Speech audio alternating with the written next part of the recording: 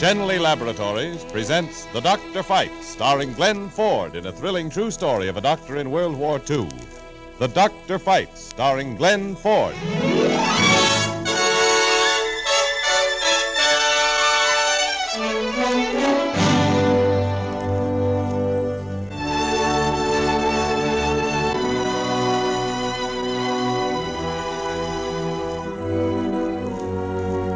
The eternal providence has appointed me to watch over the life and death of all thy creatures. May I always see in the patient a fellow creature in pain. Grant me strength and opportunity always to extend the domain of my craft.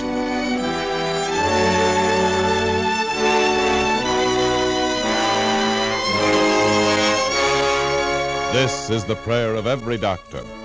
It is ages old, and yet today it is as new as the heroism of tomorrow's battles. This is a doctor at war.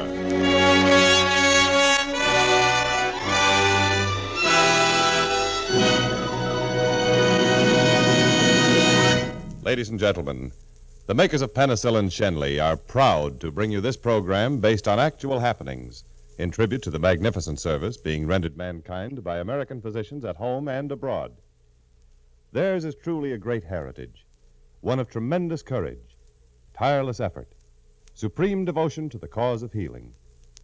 One of the aids at the disposal of these doctors in their gallant battle against disease is penicillin, the drug which only a year ago was produced in such limited quantities that the principal output was earmarked for use by the Army and Navy, but which today, thanks to the enterprise of American industry, is available wherever needed for home front healing as well. Shenley Laboratories takes pride in having been among those firms permitted to produce penicillin. Tonight, Captain Rayme's story is the true story of Captain Robert Rayme, a man who has done much to preserve the efficiency of our combat flyers. Captain Rayme received the Presidential Unit Citation with Oak Leaf Cluster, the Soldier's Medal, the Air Medal with 4 Oak Leaf Clusters, and 4 Campaign Stars. We will meet Captain Rayme in person later in our program. And now, The Doctor Fights, starring Glenn Ford.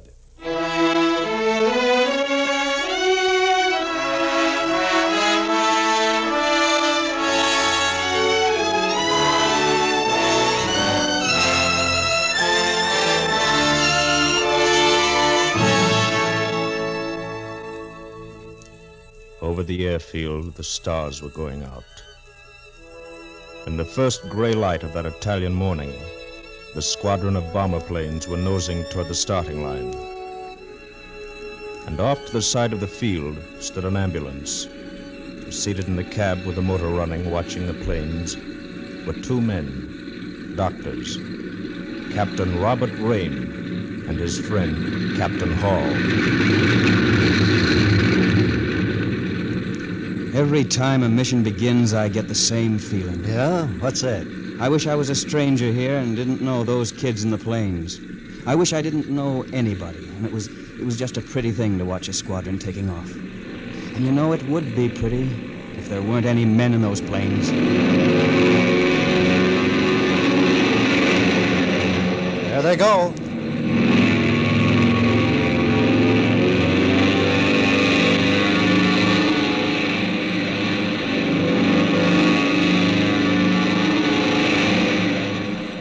Six, 7, 8, 9. They watched as 15 planes roared down the runway, and the 16th stood at the starting line, its engines howling.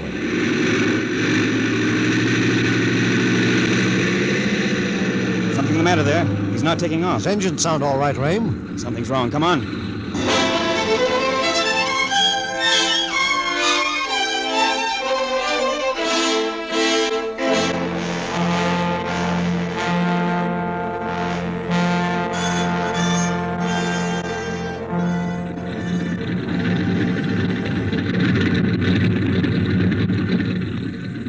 Trouble, Pete? The bombardier, Carl here. He's got a pain in his wrist. He can't bend it. Your wrist hurt you? I don't know what happened. Suddenly can't bend it. See, look. Ever break it or anything like that? No, never hurt me before. We're just about to take off, and suddenly... Pete, Yeah? you can't fly Carl today. Call the tower for a bombardier replacement.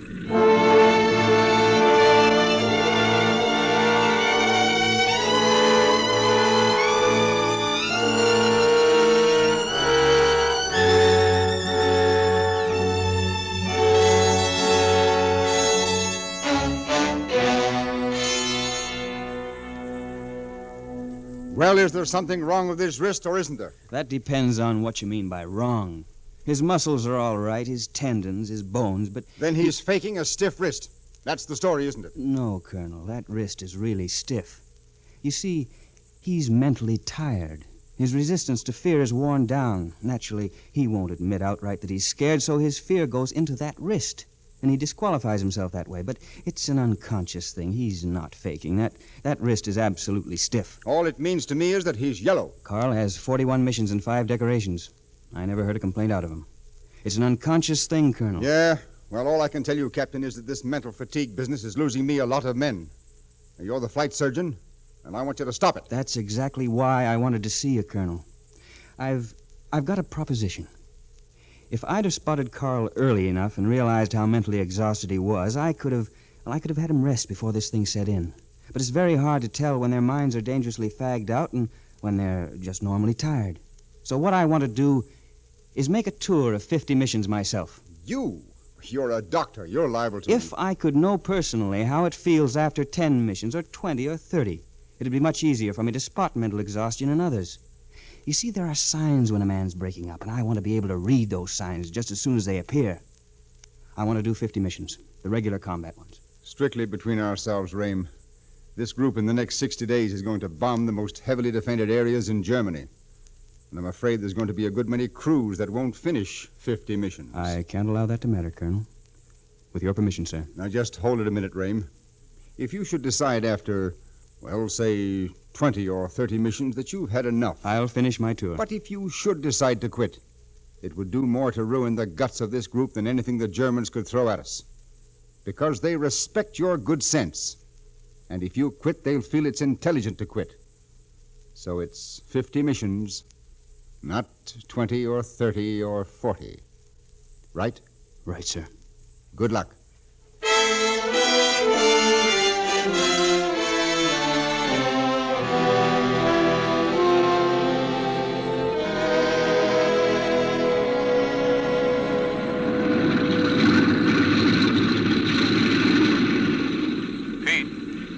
Yeah?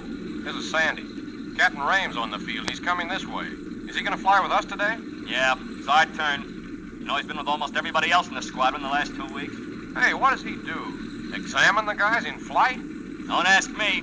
I was talking to Joey Adams. He's going aboard us. Hey, fellas, the quack's coming aboard. Thank you. Thank you, merry gentlemen. You gunners will move over so I can sit on the floor there. You can notify the pilot to take off and bomb Germany. Get settled, Captain. We'll be off in a minute.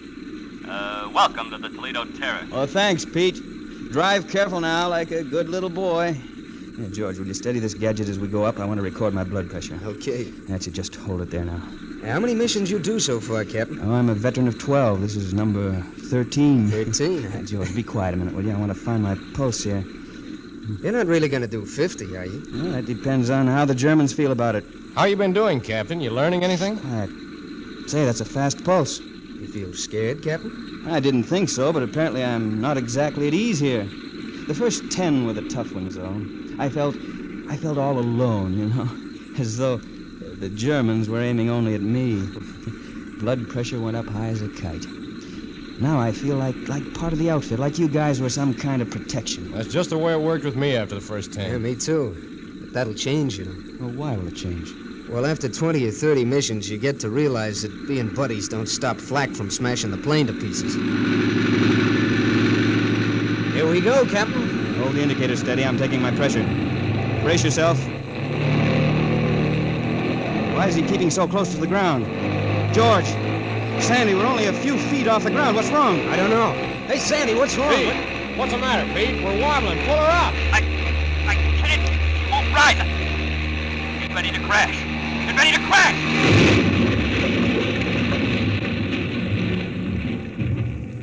Anybody hurt? Anybody hurt? George. I just want to get out. I'm getting out of here. Captain, you all right? Yeah, I'm swell. Say, you better take something, Captain. You're a little pale. Hey, my blood pressure, it went up 52 points. Gee. Help me out of here, will you? Help me out. Help me out.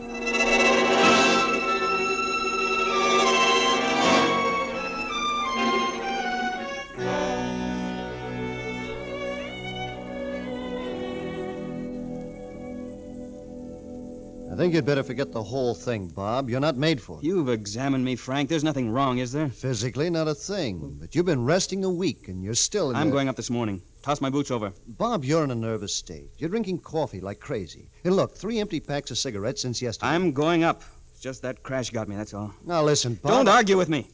12 missions and I quit? Oh, what a laugh. For you, 12 is enough, Bob. Well, why isn't enough for everybody else on the field, then? It is for anybody in your condition.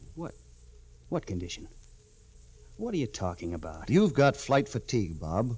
If a man in your condition came to you, you'd have ordered him grounded. Well, I was wrong then. I'm scared, sure, but you know what the trouble is? I should have gone up immediately after that crash instead of laying around here all week dreaming of all the things that could have happened. No, from now on, after a minor accident, the men are going up right again. All right. But you can't go up today, Bob. I've got to. You're not going up. I've got to. I've got to break this thing. I'm scared, and all the crews think... I want to prove something, and I will, today.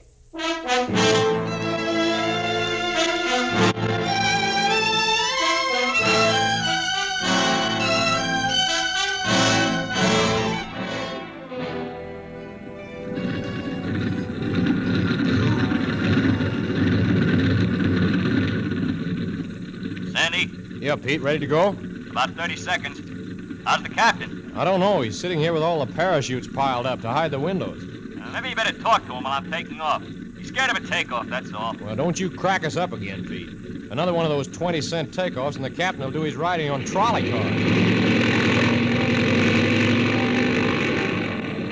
How is he, Sandy? Sweating, that's all. He won't look up. How are we, off the ground? Airborne now. 100 feet now. 150. We're away now. Tell him, Sandy. Tell him we're away. Captain? Hey, Captain. Huh? Yes? Yeah. We're up now. Oh, well, it's fine. Yeah, it was a nice takeoff. Beautiful takeoff. Yeah.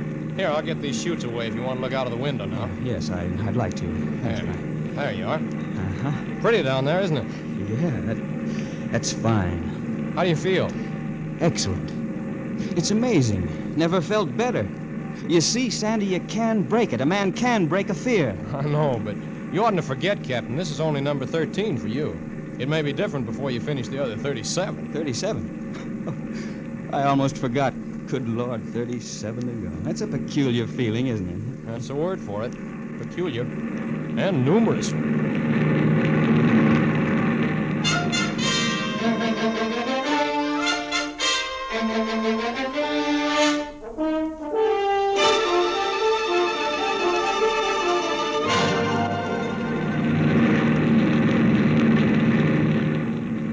Target in 20 seconds, fellas. Watch the clouds for fighters and keep an eye out for flak damage. Hey, that's the thickest flak I ever saw, George. I never look at it. There's nothing you can do to stop it, so I look right through it. Where'd we get it? George, we got hit, didn't we? I don't know where it is. Sandy! The captain's looking for the holes. Sandy, you smell that? That's gasoline, isn't it? Oh, brother. Pete, there's gasoline fumes back here. And the stabilizers are shot.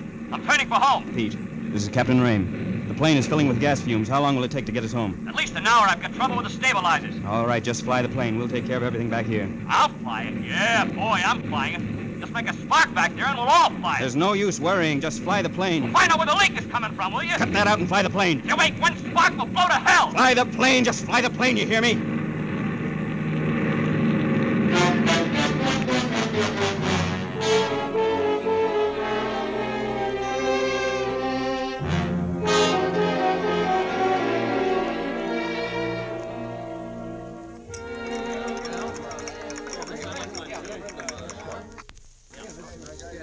Good crowd here tonight, eh, Bob? Yeah. Hello, Captain. Hello there. Here you're on your last 10. Yep, 40 behind me. You're gonna fly in my plane again before you're through, aren't you? Oh, definitely, Howard. Good. I've just been unfaithful lately, taking a different one out every mission. Yeah. I'll be with you one of these days. Okay, make it so now. Right. Bob, use your common sense. What good is this doing? 40 missions. And all you've accomplished scientifically is that you've tied yourself into an emotional knot. Oh, nonsense. You haven't had a full night's sleep in 2 weeks. And what have you learned? What? I don't know for sure, Frank, but when a man tells me he's afraid, from now on I'll know what he means. Well, look, Sandy, When a man- I don't take that Hey, for there's a nobody. fight over Get it? Hey, there's trouble. Come on. You heard me. I think you're a liar. You take that back, Sandy, or I'll beat your head off. Oh, yeah? Well, he's But you always tried. jumping on me. Everything I say, he jumps on Get it. out of here, Sandy. I think he's a liar, so I call him a Get liar. out of I here, told you Sandy. George, stay away from him. I think you better get to work on that crew, Bob. They don't get along anymore. Been fighting every night for the last week. No. That crew is all right. There's nothing wrong with it. Hello, Rayme. Oh, good evening, Colonel. Well, how have you been? Oh, I want to talk to you, Rayme. Sit down here, will you? Oh, thanks. Come on, Hall, drop a chair. Rayme, something's got to be done about that crew. Yesterday was the second time they returned to base before reaching the target. They keep finding something wrong with the plane, and the mechanics can't find a thing. That gunner there, Sandy. No, it's not Sandy. There's nothing wrong with Sandy. But he's always picking a fight. The other gunner, too, George. No. George is all right. I think it's the pilot. The pilot? Mm-hmm. Why, look at him over there. Never opens his mouth. Nice, quiet, gentlemanly fellow. Notice, though, he's always blowing his nose. Well, what of it? I don't know. I just have a feeling that something's happened to that boy. See? He's doing it again. Oh, go on. Can't a man blow his nose without... No, not every 2 minutes. I'll take him into my office now. I'll see you, Colonel. Wait, Rayme. You're the doctor, it's true, but from what I can see, that pilot is perfectly all right. Now, you tend to those 2 gunners. I don't want you to bother the pilot. You're liable to get him worked up about something, and he'll be useless to me. Colonel, I believe it's the pilot that's causing the trouble on that plane. But how do you know? You used to get rid of the troublemakers, not the quiet ones. I used to deal with effects instead of the cause, that's why. I've flown 40 missions now, and I've learned some things that I never knew before. As a doctor, I'd get rid of those 2 gunners, but as a flyer, I'm telling you it's that pilot I'm afraid of. No, I'll have to talk to him, okay? Just remember, Rayme, a pilot's no good to me unless he's flying. A flyer is like a tire, Colonel. You'll ruin him forever if you run him when he's flat.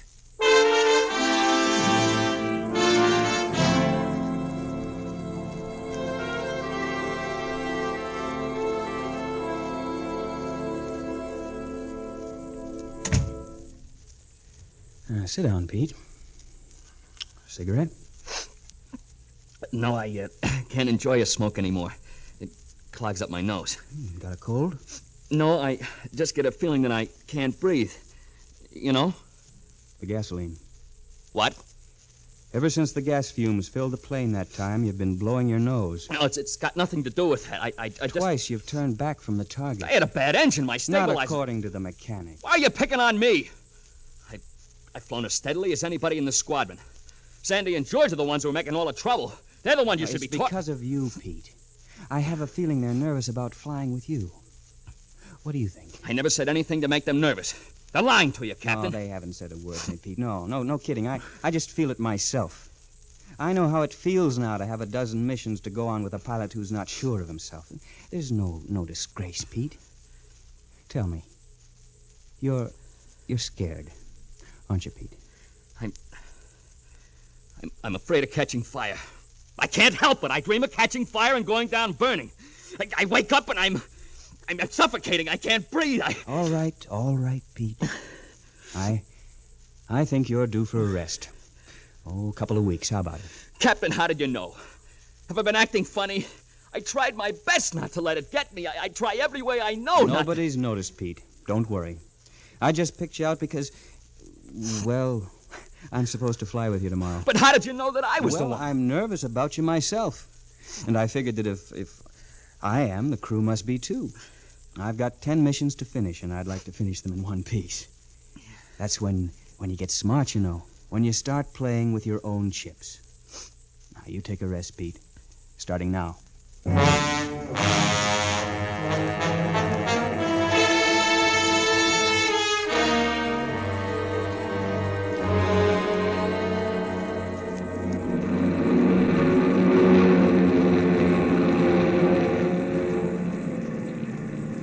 Colonel Whiteside? Yes?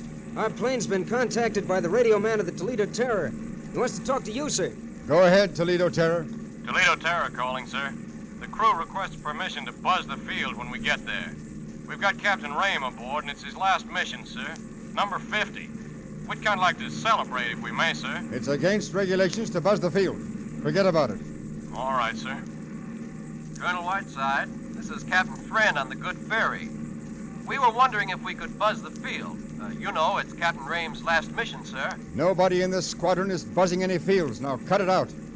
Colonel Whiteside, Lieutenant Franklin calling from the Boston Floozy. The crew and I would kind of like You to... fly your course and forget about buzzing the field. Major Williams calling Whiteside from the Brownsville Blockbuster. This is Colonel Whiteside calling all planes in the squadron. To all planes. My congratulations to Captain Rayme. But nobody is going to buzz the field. Over and out.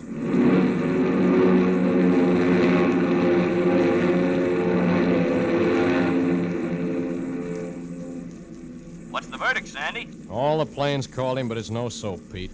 Hey, Pete, look, this is George. Why don't you talk to the colonel? You know, it'd be beautiful, the whole squadron zooming down together. Go ahead, Pete, will you? Okay. Let me talk to him, Sandy. Toledo Terror calling Colonel Whiteside. Toledo Terror calling... This is Colonel Whiteside. Colonel, this is Lieutenant Peter Kanowitz. I'd just like to suggest that there are a number of men in the squadron, like myself, who the captain put back in the air by spotting us before we blew up. It's a rare thing to happen, sir, and I think the other men feel the same way as I do. Colonel? Colonel Whiteside to the Toledo Terror. Put Captain Rayme on. Captain. Hey, what are you, sleeping? Captain, the colonel's plane's calling you. Me? Yeah. Rayme speaking, Colonel. How's your stomach, Rayme? Well, that's a peculiar question, sir. Precedes a peculiar feeling, Rayme. I want to congratulate you on your work for this group. Nobody's said very much about it, but we all think you've got plenty of guts for making a tour of 50 when you weren't obliged to. Well, thanks a lot, Colonel. I'm really honored. I just want to tell you fellas on all the planes, I never could have gotten the idea if the men I was trying to help weren't worth everything I have. This is a hell of a place to be making a speech, 5,000 feet above the ground. Colonel Whiteside to all planes in the squadron. Colonel Whiteside to all planes. In honor of the best flight surgeon that ever held a bomber crew together, echelon to the right. The entire squadron will buzz the field at 15 feet. Oh, now look, Colonel, you don't have to do that. Hold on, Captain.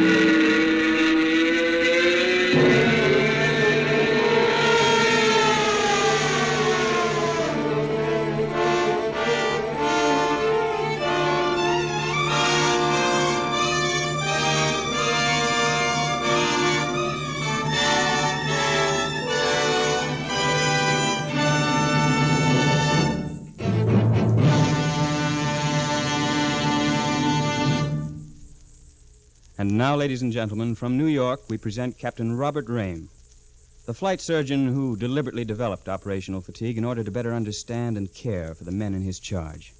Captain Rayme will be interviewed by Anthony Marvin.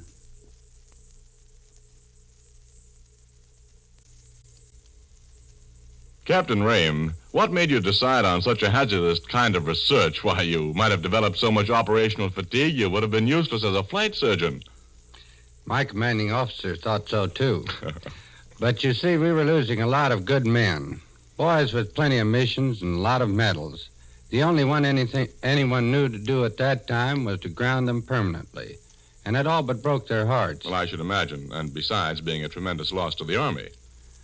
That's right. Operational fatigue is a disease. It's an airman's disease.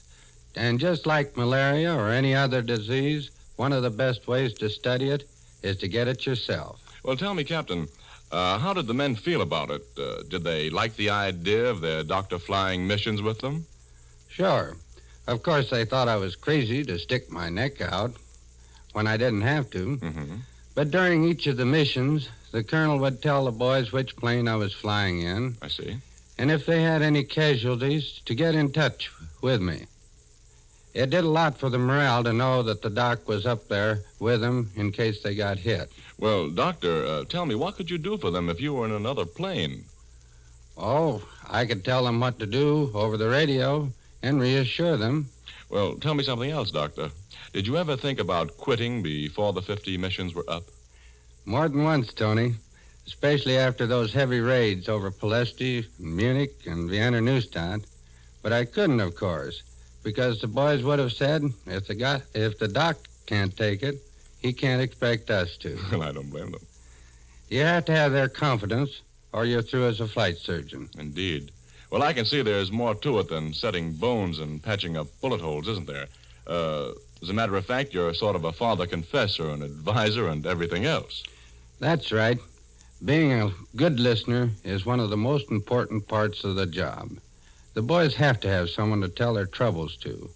If a man is worried or emotionally upset, it shows very quickly in his physical conditions and also lowers his efficiency as a flyer. Well, Captain, what you're practicing then is preventive medicine.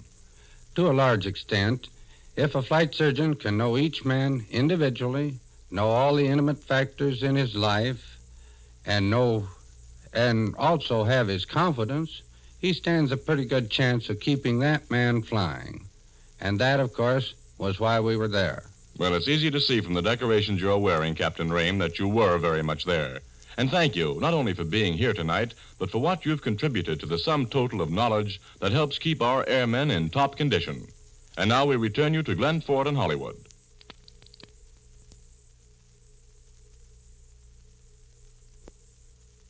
This is Glen Ford again, adding my sincere thanks to you, Captain Rayme.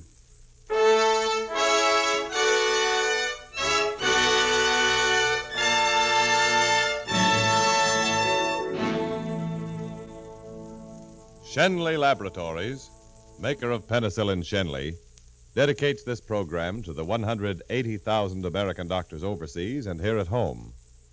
Wherever, whenever it is needed, in quantities unobtainable little more than a year ago, penicillin is now available to these doctors to aid them in the cause of healing. It is a tribute to American manufacturing enterprise that so greatly increased quantities of this valuable drug are now on the market.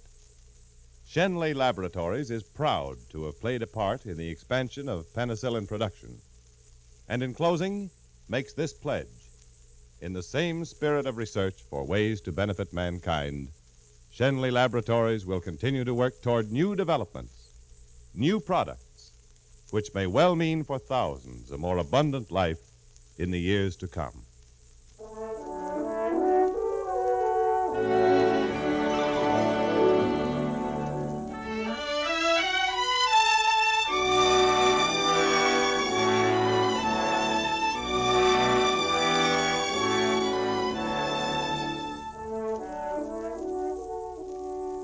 This is James Wallington, reminding you to listen next week over these same stations at the same time, when Shenley Laboratories will present The Doctor Fights, starring one of the stage and screen's finest actors, Francho Tone, in a thrilling true story, The Lan Ting Miracle.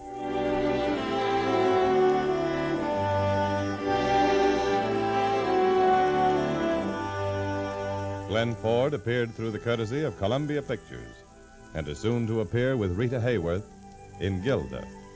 Tonight, Dr. Fights was written by Arthur Miller, with music by Leith Stevens, and was produced and directed for Shenley Laboratories by D. Engelbach.